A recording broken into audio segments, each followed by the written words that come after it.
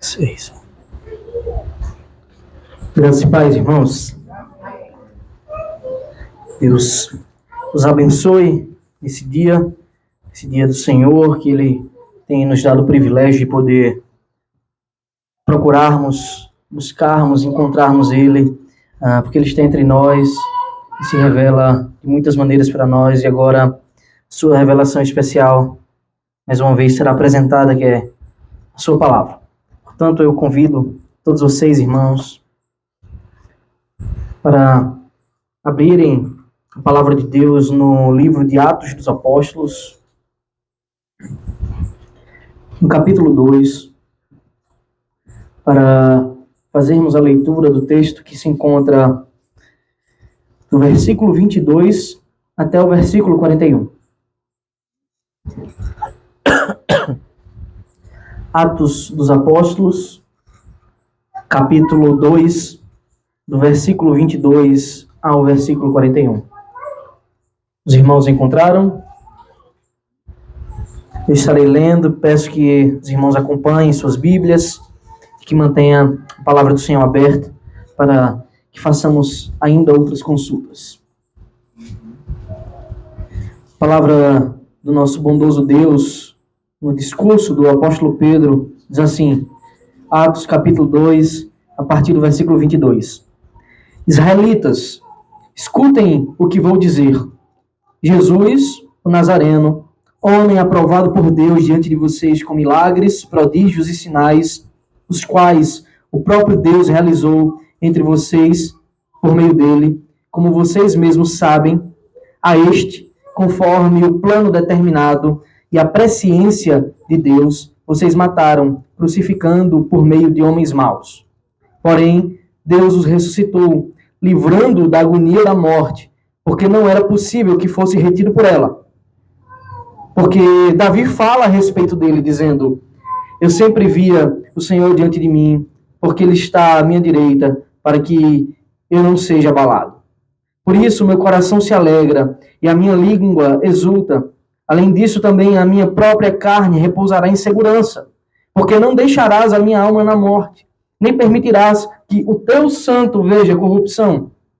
Fizeste-me conhecer os caminhos da vida e me encherás de alegria na tua presença. Irmãos, permita-me falar-lhes claramente a respeito do patriarca Davi. Ele morreu e foi sepultado, e o seu túmulo permanece entre nós até hoje.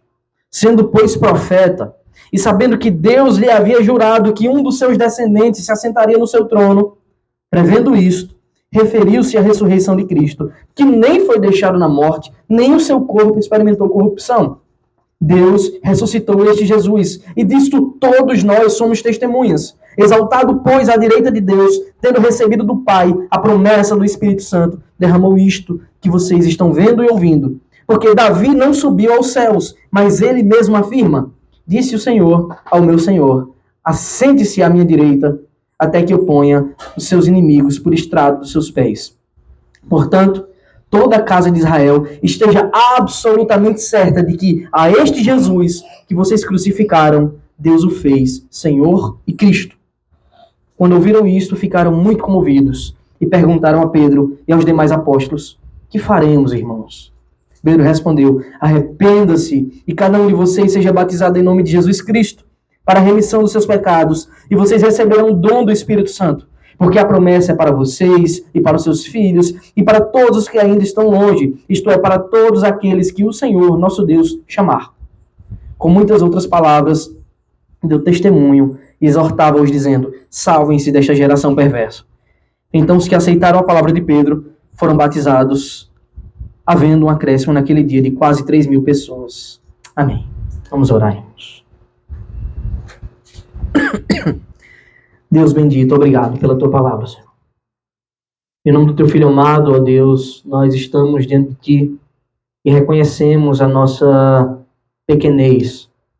Reconhecemos o quão somos frágeis, falhos, pecadores, o quão necessitamos de teu auxílio para todas as coisas.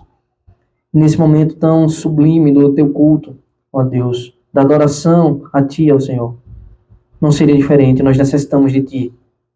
Necessitamos que o Teu Espírito ilumine os nossos corações, abra o nosso entendimento e aplique a Sua palavra em nós, de tal forma que isso reflita em nossa vida.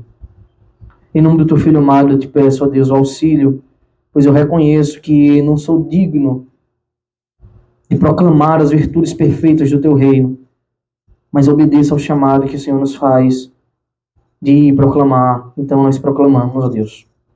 Ajuda-me, usa-me como um pequeno instrumento para falar as verdades, a riqueza da glória que nos foi proposta em Cristo. Aplica a Tua palavra no coração dos meus irmãos e no meu. Nos ajuda, Deus, a Te servir com fidelidade, temor e santo tremor, na Tua presença dia após dia, até a eternidade. Em nome de Jesus nós oramos, Te agradecemos por tudo. Amém. Amém. Meus irmãos, hoje que é um dia conhecido por muitos como Domingo de Páscoa, dia em que muita gente, pelo menos aqueles que sabem do que se trata, celebram que o Senhor Jesus ressuscitou nesse dia, portanto é o dia do Senhor também. Hoje nós nos encontramos para apresentar a palavra de Deus também com essa mensagem, que tem por título: A cruz está vazia, mas o trono não. O trono está cheio do Senhor. Hoje é o dia em que o mundo inteiro celebra a Páscoa. E nós sabemos que o mundo aproveita essa data apenas para festejar, não é? Outros aproveitam para fazer muito comércio, vender muitas coisas. Não é? É tanto que para muitos esses dias, né, esse período de Páscoa, são sinônimos de comer peixe. Não vejo essa obrigação em absolutamente lugar nenhum na Bíblia. Chocolate, né? Procissões, caminhadas. Bem, aqui está a profunda necessidade do povo de Deus conhecer a verdade da Escritura. Do que se trata a Páscoa? Porque a gente lembra dela. E eu já afirmo de cara, todo domingo quando nós nos reunimos, a gente celebra a Páscoa. Todos os dias em que nós abrimos a palavra de Deus para ver a obra de Cristo, nós celebramos a verdadeira Páscoa. Mas no final, o que é que foi a Páscoa? O que é que ela significa para nós, os cristãos, para nós, o povo de Deus? O que é que a Páscoa significa? E nós, obviamente, somos de imediato levados ao Egito, quando o povo hebreu era escravizado por Faraó, pelos egípcios. Por 400 anos o povo padeceu ali, por meio de trabalhos forçados, penosos. E nós sabemos que Deus enviou um libertador. Todo aquele que lê o livro de Êxodo conhece a história de como Deus chama Moisés e como ele vai confrontar Faraó para que ele liberte o povo, para que o povo possa ir ao deserto, sacrificar ao único e verdadeiro Deus, para prestar um culto verdadeiro ao Senhor no deserto. Nós sabemos como o Faraó endurece o coração, não liberta o povo. Bem, ali é instituída a Páscoa. Ali é instituído a morte do Cordeiro. Mas o que muita gente não se pergunta é por que era necessário a morte de um Cordeiro? Por que era necessário sangue derramado e passado nos umbrais das portas? É porque aquela escravidão, a escravidão egípcia, meus irmãos, ela era apenas um tipo, ela era apenas uma sombra da verdadeira escravidão que assola todos os homens, não só os hebreus, mas até aqueles egípcios eram assolados por ela, e toda a humanidade. A necessidade de um sacrifício ao Senhor, da morte de um animal puro, aponta para uma necessidade muito maior. Aponta para uma escravidão muito maior. Era a escravidão do pecado. Aponta para uma dívida infinita que os homens têm para com Deus.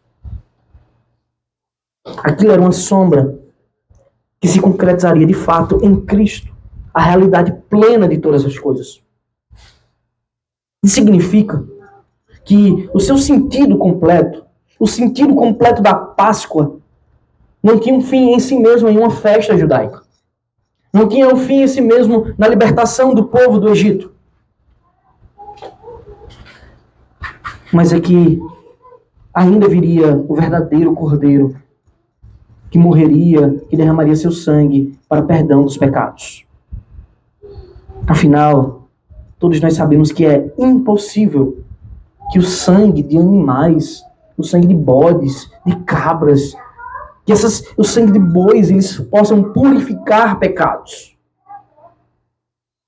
Se eles não podem purificar pecados, que dirá perdoar pecados, que dirá purificar as consciências? É impossível. A Páscoa, meus irmãos, ordenada por Deus ali no Egito, era apenas um prenúncio, um anúncio prévio da vinda do verdadeiro Cordeiro de Deus, que poderia fazer de fato essa obra de perdão e de purificação. Aquele que de fato pagaria pelos pecados, aquele que de fato purificaria as consciências, não seria um cordeiro, um animal qualquer, mas o Cordeiro de Deus que tira o pecado do mundo. Jesus era o único e perfeito sacrifício possível e o único necessário para toda a humanidade. Nós bem sabemos que o Senhor deu seu Filho unigênito para que todo que nele crê não pereça, mas tenha a vida eterna. Nós sabemos como o nosso Senhor se esvaziou de sua glória infinita, de sua perfeição, de sua majestade, e assumiu a forma de servo para enfrentar a morte em nosso lugar, e morte de cruz. Então, finalmente, a tão esperada Páscoa chegou.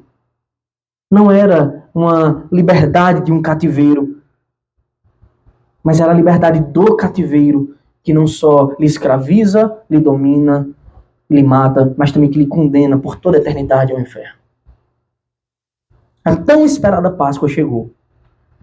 Ela não tinha sido anunciada primeiramente a Moisés, quando Deus manda ele libertar o povo do Egito. Ela tinha sido anunciada muito antes, Adão e Eva, ainda no Éden, quando eles pecaram, que Deus enviaria o descendente para pisar a cabeça da serpente.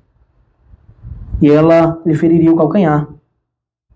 E a serpente agora estava para ter a sua cabeça esmagada. E Jesus teria o seu calcanhar ferido. Isso é a cruz, meus irmãos. Isso é a Páscoa. Deus enviou o seu Filho para pagar por nossos pecados. Isso é o Evangelho. Isso são as boas novas. O verdadeiro Cordeiro, o que pode perdoar e purificar, já veio. E todo que nele crê não morre eternamente. Obviamente que uma verdade tão importante, tão grande, tão gloriosa, não pode ser assunto para uma semana do ano. Mas essa é a mensagem que nós devemos carregar todos os dias. O Senhor morreu para perdoar pecadores, dos quais eu sou o pior. O castigo que nos traz paz estava sobre ele na cruz. Essa é a Páscoa. O Cordeiro morreu. Não é chocolate, não é peixe, mas é sangue derramado. É o castigo que nos traz a paz. O teólogo Arthur W. Pink, ele escreve um livro, um dos livros que eu mais gosto, que é Os 7 Brados do Salvador na Cruz. Ele discorre sobre os últimos momentos de Jesus, quando ele está para ter a sua vida ceifada na cruz do Calvário. E os evangelhos, eles retratam algumas palavras de Jesus já preso na cruz, já pregado no madeiro.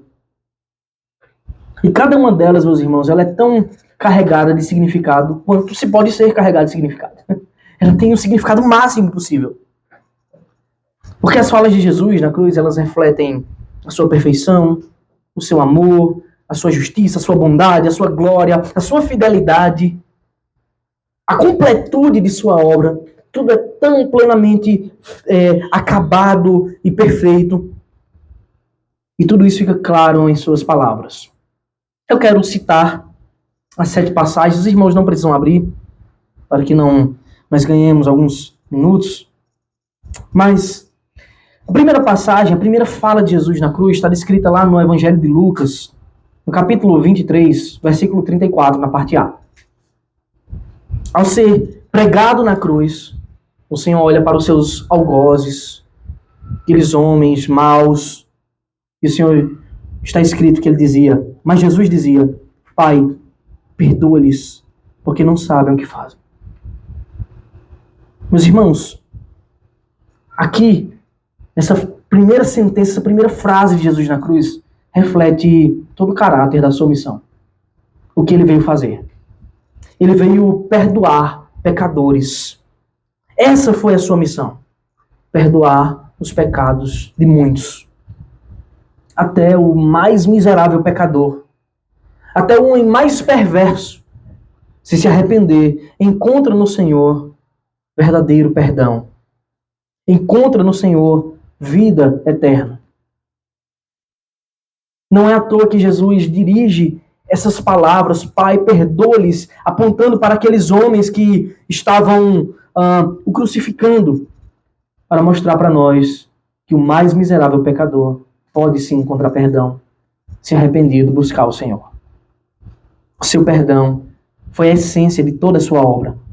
O que ele veio fazer foi nos perdoar, porque nós tínhamos uma dívida infinita com o Pai, que éramos incapazes de pagar. Você não pode pagar pela sua dívida. Essa também é a mensagem da Páscoa. Jesus veio para fazer o que você não pode. Os versículos 42 e 43, desse mesmo capítulo de Lucas, reflete mais uma sentença, mais uma frase de Cristo, apontando que o seu perdão, o perdão dos pecados, gera para nós eterno peso de glória, gera para nós salvação. Ele veio perdoar e salvar. Salvar eternamente homens que não mereciam. Ao ser pedido por um dos ladrões na cruz que estava crucificado ao seu lado, para que o Senhor lembrasse dele, Jesus disse e acrescentou, Jesus, lembre-se de mim quando você vier no seu reino. Jesus lhe respondeu, em verdade lhe digo que hoje você estará comigo no paraíso. Meus irmãos, o seu perdão, o perdão divino, o perdão eterno, gera para nós salvação. Traz para nós uma glória eterna, da qual não merecemos um milímetro sequer dela. Sem merecimento algum, o Senhor decide amar.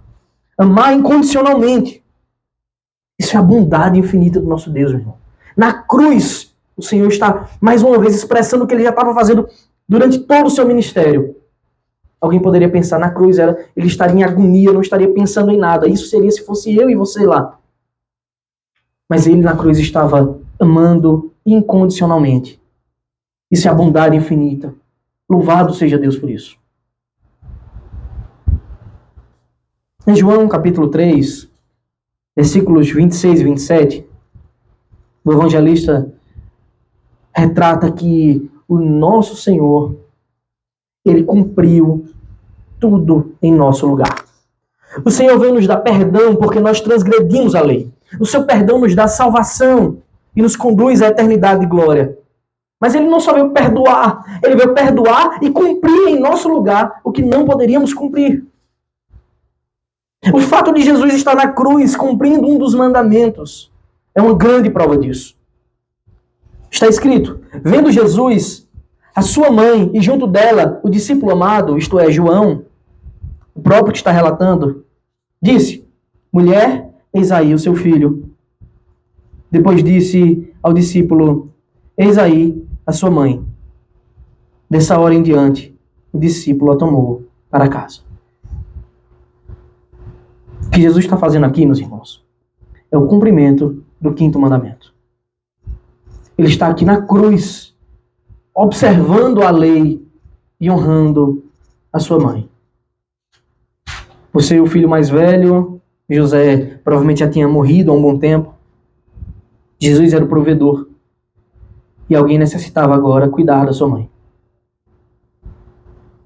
E ele estava promovendo aquele discípulo que ele mais tinha um apego, um carinho, que era João, para fazer esse papel. Na cruz, o Senhor estava cumprindo o 5º mandamento, que a gente despreza como se fosse nada no dia a dia nosso. Essa preocupação de Cristo, meus irmãos, ela aponta para a fidelidade que ele tinha à própria lei. Ela nos ensina que nós devemos amar a lei também de Deus. Devemos cumprir a vontade do Pai. Se ele cumpriu ela num momento tão terrível, angustiante, que dirá nós agora, por que não cumprimos? Qual a nossa desculpa? Mateus capítulo 27, versículo 46, está apresentado para nós o gigantesco sofrimento de Jesus em nosso lugar. O Senhor não veio só cumprir aquilo que não poderíamos cumprir no que diz respeito à lei, mas ele também veio cumprir a sentença da qual nós não cumpriremos. O castigo da cruz, o castigo da morte, o castigo da condenação. Por volta das 3 horas da tarde, Jesus clamou em alta voz, dizendo: Eli, Eli, lema sabachthani. Isso quer dizer: Deus meu, por que me desamparaste? Essa é uma das passagens mais incríveis de toda a Escritura, mais fortes. Nós temos o Pai eterno desamparando o Filho eterno. Deus desamparando Deus na cruz. Porque na cruz, meus irmãos, ele estava se fazendo maldito em nosso lugar. Ele estava cumprindo a profecia que diria: maldito todo aquele que for pendurado no madeiro. Assim como o Pai não pode contemplar o mal, e na cruz Cristo se fez maldição, porque ele estava levando os nossos pecados, se tornando uma bola gigantesca de iniquidade em nosso lugar. O Senhor desamparou o Filho. Essa era a condenação que cabia a mim. Essa era a condenação que cabia a você. Você merecia o desamparo eterno. Está totalmente separado de toda boa dádiva que procede de Deus. Mas o Senhor foi desamparado para que nós não fôssemos. Para que nós tivéssemos amparo eterno. Amor eterno junto ao Pai. Era a condenação que cabia a nós. E ele recebeu a nossa pena por amor. Isso fica claro em sua palavra. João capítulo 19, versículo 28, nos revela que o caráter de sua obra não foi parcial, mas foi completo. Está escrito assim: depois, vendo Jesus que tudo já estava consumado, olha que coisa incrível esse texto diz, para se cumprir a Escritura, disse. João relata que Jesus disse isso para que se cumprisse as profecias bíblicas.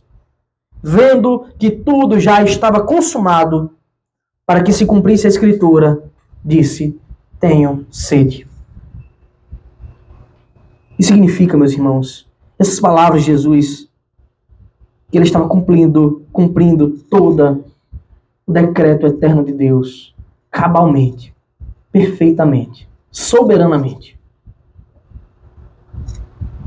De modo que nenhum detalhe passou despercebido. Ele viu que tudo que tinha para fazer já estava feito. Para se cumprir uma profecia, ele disse: tenho sede. Só assim nós poderíamos receber a salvação. Porque ele cumpriu tudo perfeitamente. E nós sabemos o que lhe deram para matar a sua sede. Foi vinagre. Ele experimentou o vinagre, meu irmão, para que você pudesse experimentar as delícias celestiais. 2 versículos depois, João 19:30, está relatado a consumação da sua obra. Ele pagou toda a nossa dívida. Tudo foi plenamente pago e satisfeito. Quando Jesus tomou o vinagre, disse: está consumado. E inclinando a cabeça, entregou o Espírito. O que ele disse na cruz, todos nós sabemos, tetelestai. Na verdade, essa é a expressão traduzida para o grego de quando foi escrito. Significa está pago. Toda dívida. Era uma expressão de confirmação de pagamento de dívida. Nós sabemos que na cruz ele levou o nosso escrito de dívida e pagou cada um dos nossos pecados. E se você é um servo de Deus, saiba, cada pensamento impuro que você teve, cada ação, cada palavra, cada gesto, cada coisa que você fez, ele pagou na cruz em seu lugar. Está tudo pago. Ele levou o nosso escrito de dívida. Ele satisfez a justiça plena, perfeita e eterna do Pai. Portanto, podemos confiar que nenhuma condenação há para os que estão em Cristo Jesus. Não há nenhuma, porque ele pagou toda, meu irmão. Deus seja louvado nas maiores alturas por isso. Lucas, capítulo 23, versículo 46, está a sua última declaração na cruz. A sua entrega foi totalmente perfeita. Está escrito: então Jesus clamou em alta voz: Pai, nas tuas mãos entrego o meu espírito. E dito isto, expirou. A verdade é que ele se entregou por amor. É que ele, que é a própria vida, ele experimentou a morte para que nós não fôssemos retidos eternamente por ela. Para que nós não fôssemos condenados. Como diria o antigo hino: meu Deus, que amor. Meu Deus, que eterno amor.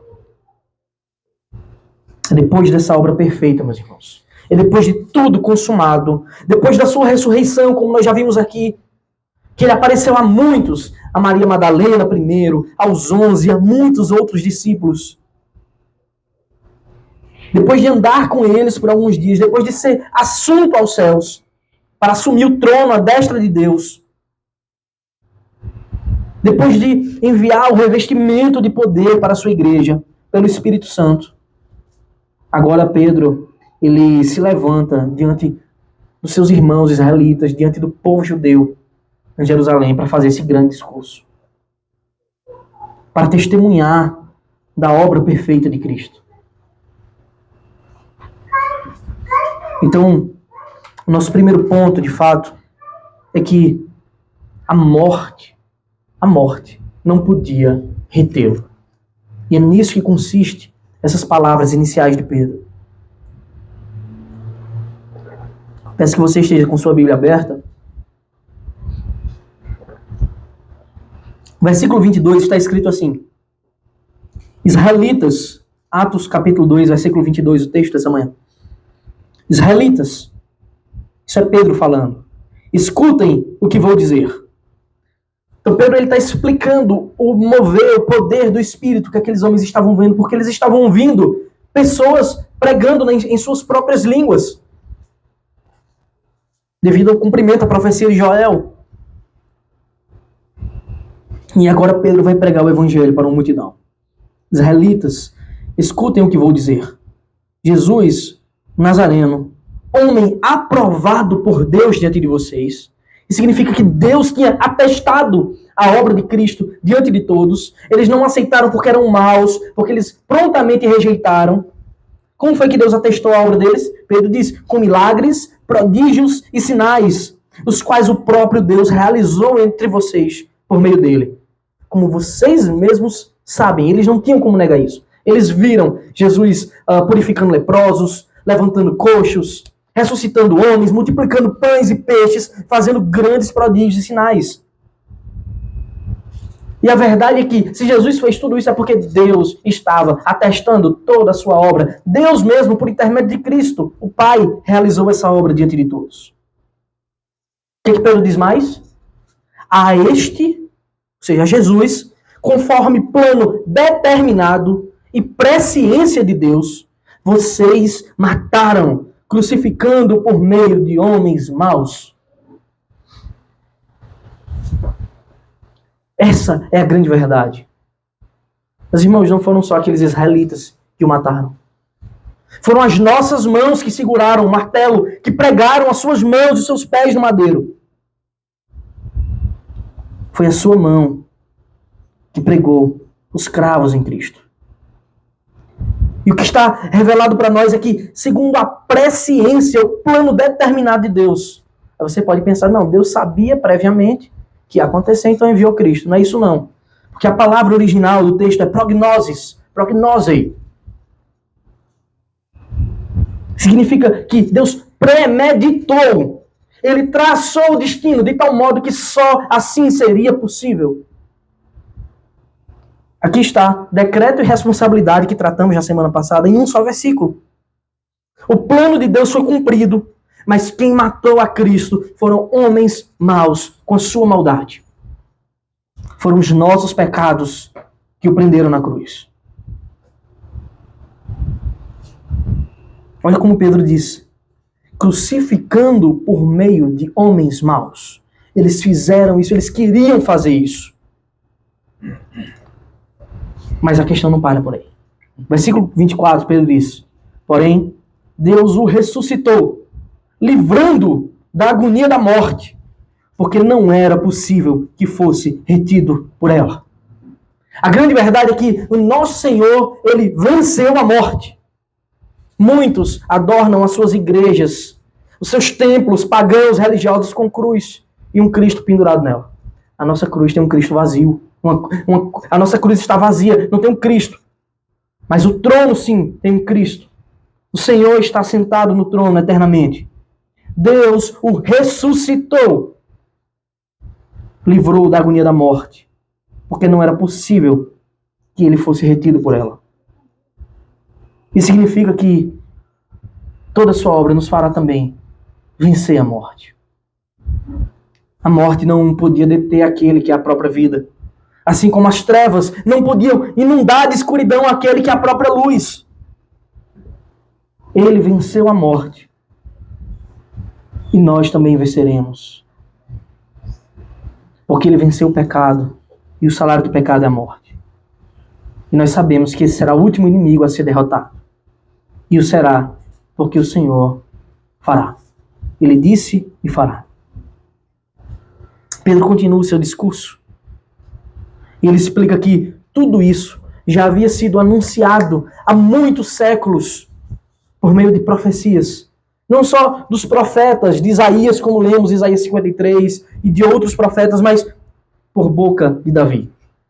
É como se Pedro estivesse dizendo que, olha, não tem Davi, que é o rei que vocês mais amam. Ele não foi só o rei de Israel, mas também um grande profeta do Senhor. É interessante, porque quem está fazendo esse discurso aqui incrível, essa pregação para uma multidão de pessoas, é o mesmo Pedro que alguns dias antes estava negando Cristo. É o mesmo Pedro que diria, Senhor, eu vou até para a morte contigo, vou para a morte contigo, ou depois, eu não quero que o Senhor morra. E ele discutia com Jesus e discordava das palavras do Mestre. Agora a gente vê um Pedro revestido pelo poder do Espírito Santo, compreendendo de fato as realidades bíblicas, a verdade da palavra de Deus. E a primeira coisa que Pedro faz é uma pregação expositiva. Ele pega um texto do Antigo Testamento, ele pega um salmo de Davi e começa a dizer, olha, esse é o significado do salmo que vocês liam há tanto tempo e nunca compreenderam. Esse salmo aqui, que é o Salmo 16, vocês leem, ó, ele está dizendo isso para os judeus, vocês conhecem esse salmo, vocês cantam, porque é um cântico cantado no templo. Mas eu vou explicar agora para vocês o verdadeiro significado. Porque, na verdade, todas as coisas, elas passam a fazer sentido em Cristo. Porque tudo aponta para Ele. E Pedro começa, versículo 25, porque Davi fala a respeito dele, dizendo... Aí ele começa a citar, observe que está entre aspas. Ele está citando o Salmo de Davi. Eu sempre via o Senhor diante de mim, porque Ele está à minha direita, para que eu não seja abalado. Por isso, o meu coração se alegra e a minha língua exulta. Além disto, também a minha própria carne repousará em segurança. Ele está falando da alegria de ser um servo de Deus, da segurança, do prazer de estar diante do Senhor. E mais, ele diz, um salmo também de segurança. Davi está dizendo, versículo 27, porque não deixarás a minha alma na morte, nem permitirás que o teu santo veja corrupção. Fizeste-me conhecer os caminhos da vida e me encherás de alegria na tua presença. Então os judeus, eles entendiam esse salmo como um louvor, como uma segurança em Deus. E aqueles homens que Pedro chama de israelitas e depois de irmãos, eles não compreendiam, meus irmãos, que na verdade Davi estava se referindo a Cristo aqui. Eles não compreendiam que esse era um salmo que nós chamamos de salmo messiânico. Que Davi estava falando do Messias verdadeiro. Eles conheciam o salmo, eles cantavam, eles só não tinham um entendimento completo dessas realidades. Sim, é um salmo de segurança, é um salmo de confiança no Senhor, mas é muito, muito mais que isso. É uma profecia da vinda de Cristo e da sua obra completa. Versículo 29, Pedro ele começa a explicar detalhadamente o significado desse salmo. Irmãos, permitam-me falar-lhes claramente a respeito do patriarca Davi. O Espírito está dizendo, prestem atenção aqui, isso aqui é uma coisa que vocês sabem. O que vocês sabem? Ele morreu e foi sepultado, e o seu túmulo permanece entre nós até hoje. Vocês não sabem que Davi morreu? Davi morreu há séculos. E a gente sabe onde fica o seu túmulo. Ele está entre nós até hoje. O que Pedro está querendo dizer com isso? Que Davi morreu e foi sepultado. Consequentemente, o seu corpo apodreceu. O seu corpo experimentou a corrupção da putrefação. O local do seu túmulo era conhecido de todos, então ninguém podia dizer que o seu corpo foi trasladado, que ele subiu como Enoque direto para o céu, ou como Elias. Então, o que Davi está falando aqui não podia se referir a si mesmo, porque seria contraditório. Mas ele estava se referindo àquele que não experimentou corrupção, que não foi deixado na morte, como Davi mesmo escreve. Agora olha o que Pedro diz, versículo 30. Sendo, pois, profeta, e sabendo que Davi lhe havia jurado que um dos seus descendentes se assentaria no seu trono, ele sabia que alguém se assentaria no seu trono para sempre, porque jamais o bordão sairia da tribo de Judá. Prevendo isto, referiu-se à ressurreição de Cristo, que nem foi deixado na morte, nem o seu corpo experimentou corrupção.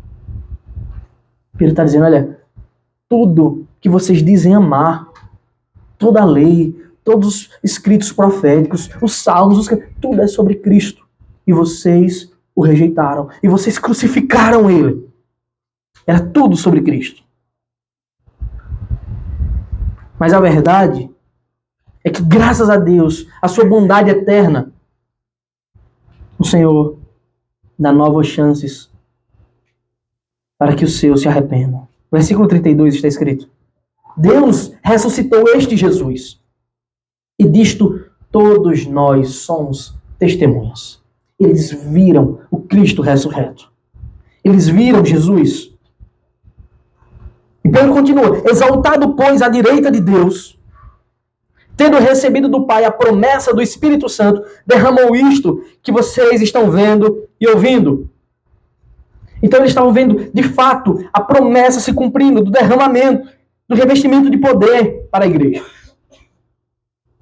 Jesus não somente subiu aos céus, ele não somente se encontra à destra de Deus, ele mesmo é o responsável pelo derramamento daquele grande poder, daquela evidência de que o Senhor não deixou o seu filho na morte, mas ressuscitou. E Pedro continua a explicação. Porque Davi não subiu aos céus. Davi não subiu aos céus. Pelo contrário, ele foi enterrado lá mesmo em Jerusalém. Porque Davi não subiu aos céus. Mas ele mesmo afirma: disse o Senhor ao meu Senhor: sente-se à minha direita, até que eu ponha os seus inimigos por estrado dos seus pés. E a verdade, meus irmãos, é que isto está em curso até hoje. O nosso Senhor Jesus Cristo está ao lado do Pai, à destra, sentado no seu trono perfeito de glória. E vai chegar o dia que ele virá. Porque o Senhor está botando todos os seus inimigos por estrado dos seus pés. E no dia que o número dos seus inimigos, bem como o número dos seus eleitos, forem encerrados, todo o povo verá o Senhor cortando os céus, vindo sobre as nuvens com poder e grande glória. Não mais como o cordeiro, mas agora como leão, como juiz para julgar o mundo. Ele virá. Em terceiro lugar, Jesus Cristo é o Cristo de Deus. O nosso Senhor é o ungido de Deus. Depois de tão grandiosa exposição dessas verdades eternas, dessas verdades absolutas que já haviam sido pré-anunciadas pela boca dos profetas muitos séculos antes, Pedro agora confronta todos aqueles pecadores que estavam ouvindo a mensagem. Olha o que Pedro diz, meus irmãos, isso serve para todos nós. Versículo 36. Portanto, toda a casa de Israel esteja absolutamente certa de que este Jesus que vocês crucificaram, Deus o fez Senhor e Cristo. As suas palavras, elas estavam acompanhadas agora da confirmação do Espírito Santo. De tal modo que naquele dia muitos corações foram quebrantados.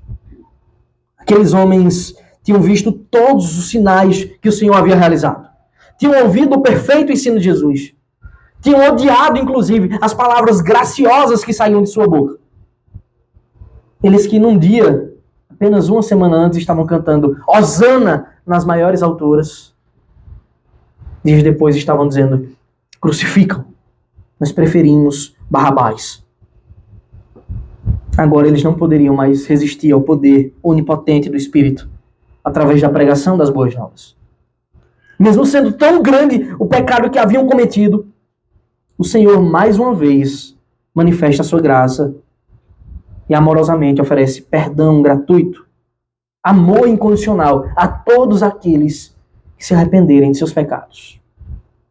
E quando Pedro diz isso, quando Pedro prega essas verdades, que esse Cristo que fez tudo isso e que ninguém podia duvidar, porque foi público, aqueles homens não tinham saída. A reação deles está no versículo 37, que diz, quando ouviram isso, ficaram muito comovidos e perguntaram a Pedro e aos demais apóstolos, que faremos, irmãos? Que faremos, irmãos? E agora? O que faremos? Como é que a gente pode escapar de uma injustiça tão grande? Agora eu sei que eu fiz uma injustiça grande. Como é que eu posso escapar? Será que ainda há perdão para mim? Será que há perdão para nós? E a resposta vem do alto, é claro que sim. Esse é o nosso Deus. O Deus do amor. Meu Deus, que amor. Meu Deus, que eterno amor. Que perdoa o maior dos pecadores, como eu. Pedro respondeu, sim, tem perdão. Versículo 38. Arrependam-se e cada um de vocês seja batizado em nome de Jesus Cristo para a remissão dos seus pecados. E vocês receberão o dom do Espírito. Meus irmãos, não são dons aqui habilidades, tá? É o dom, é o amor. Perdão. A habitação do Espírito Santo em nossos corações. Porque a promessa é para vocês e para os seus filhos. Veja, Pedro está dizendo aquilo para aqueles israelitas. Só que não é só para eles. Pedro diz mais, e para todos os que ainda estão longe. Isto é, para todos aqueles que o Senhor, nosso Deus, chamar. Aqui nós nos encontramos. A promessa também é para nós. Todo aquele que arrependido buscar ao Senhor, verdadeiramente arrependido e transformado, esse encontrará perdão. Esse encontrará misericórdia e graça. Aquela comoção, meus irmãos, que Pedro fala, quer dizer que Lucas, ao relatar esse acontecimento, diz que eles ficaram muito comovidos. Muita gente passa por aí. Mas a comoção, ela não é suficiente se não vier acompanhada de arrependimento de pecados. Conheço muitas pessoas comovidas dentro da igreja, se fala uma palavra bonita, chora, mas a vida é totalmente pecaminosa. A vida é totalmente maliciosa. Nosso chamado é para um arrependimento verdadeiro. E assim, aqueles que se arrependem receberão a ordenança do Senhor do batismo. Que cada um seja batizado no nome daquele que pode, de fato, perdoar pecados, Jesus Cristo. E assim receberá o Espírito Santo. Na verdade, essa é a obra do Espírito Santo no coração deles. Essa promessa é para nós e para todos quantos o Senhor chamar. Arrependam-se. Olhem para a cruz e sejam curados, porque a nossa cura já foi derramada lá. O Messias, ele já foi levantado no madeiro para que você experimentasse o verdadeiro amor, o verdadeiro perdão, a verdadeira paz. Essa promessa é para todos que creem. Já se passaram, meus irmãos, 2000 anos e o seu amor, a sua obra continua tão infinita, tão viva, tão perfeita quanto quando no dia em que foi provado na cruz. O texto encerra, versículos 40 e 41, com a exortação de Pedro. Uma vez que vocês experimentaram esse amor tão grande, essa misericórdia tão perfeita, agora vocês devem viver assim. Com muitas outras palavras, deu testemunho e exortava-os dizendo: salvem-se desta geração perversa. Ou nas palavras de João na carta: não amem ao mundo. Porque aquele que ama o mundo, o amor de Deus não está nele. Então os que aceitaram a palavra de Pedro foram batizados, havendo um acréscimo naquele dia de quase 3.000 pessoas. E a gente vê de imediato a expansão da igreja. Porque é isso que faz. Essa era a evidência da sua obra perfeita. Essa era a evidência do poder do Espírito. De 120 pessoas reunidas ali para 3.120, um acréscimo de 3.000 irmãos. E a mensagem que todos eles ouviram não foi só de que há perdão verdadeiro dos pecados, mas que nós não devemos amar o mundo. Devemos amar ao Senhor. Essa é a mensagem da Páscoa mesmo. Não tem peixe. Não sei onde é que o povo tira peixe. Não tem chocolate aqui, não tem ovo, não tem coelho. A mensagem da Páscoa é sangue derramado. É perdão, é graça, é favor de Deus. É o amor infinito, imutável, absoluto do Pai. A mensagem da Páscoa é a mensagem de arrependimento. Arrependam-se e vivam. Porque o Senhor venceu a morte, subiu aos céus e voltará. Saibam disso. Aquele que vem, virá e não tardará. Louvado seja nosso Deus. Hosana a Ele nas maiores alturas. Amém. Amém. Quero convidar você, meu querido irmão, a se colocar de pé para louvarmos ao nosso Deus.